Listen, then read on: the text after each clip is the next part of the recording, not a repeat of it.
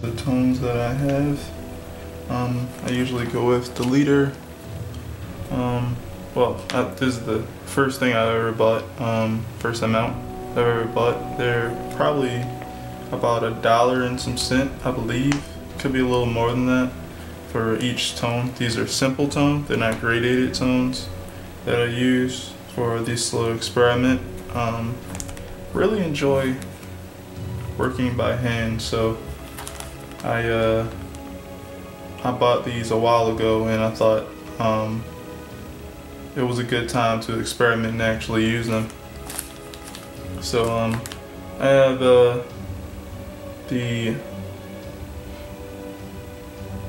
have basically the 5%. These are it's a very light tone. I have the 5, the 10%, the 30%, and the 50% that I use. Oh, and the 10%. I thought I had 50, but I don't. Thought I did. I'll look for it if I do.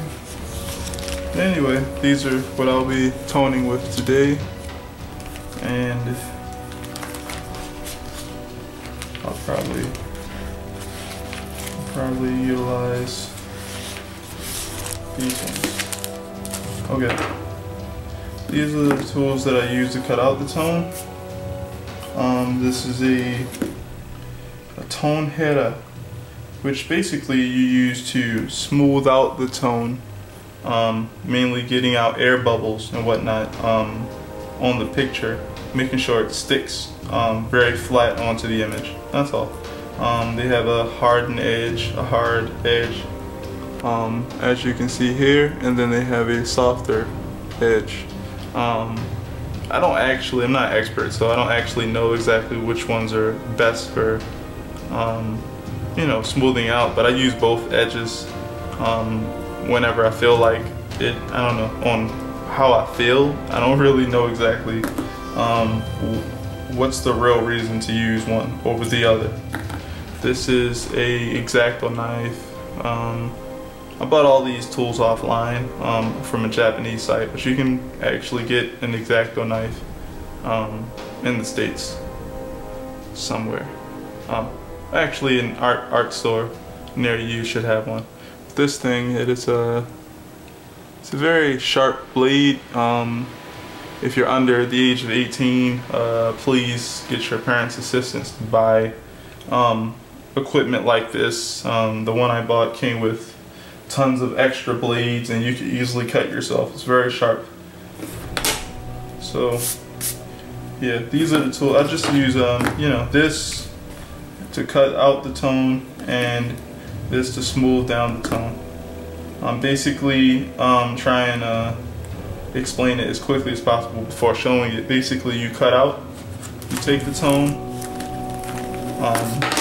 you go ahead and lay it down over the image you want a tone on top of.